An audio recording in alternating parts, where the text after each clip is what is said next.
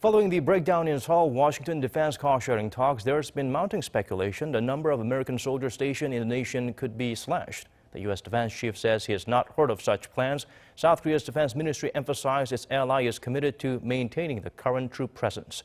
Kim Min-ji updates us on the situation.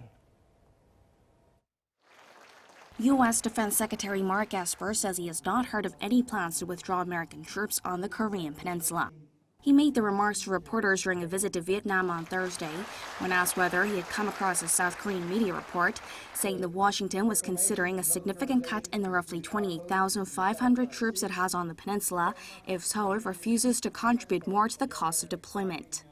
The Pentagon chief said he comes across inaccurate or overstated reports all the time, adding that the U.S. is not threatening their allies.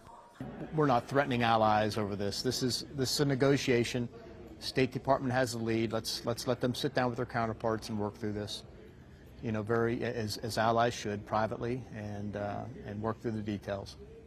There has been growing speculation that the U.S. could reduce deployment after the latest round of negotiations on defense cost sharing were cut short amid wide differences. Seoul said Washington sought a large increase by adding new articles to their cost sharing agreement, but the figure South Korea says needs to be fair and mutually acceptable. The U.S. meanwhile claimed the proposals put forward by South Korea weren't responsive to its requests. Reports say Washington wants Seoul to pay $5 billion annually, a five-fold jump from what South Korea agreed to pay under the current deal that expires at the end of 2019.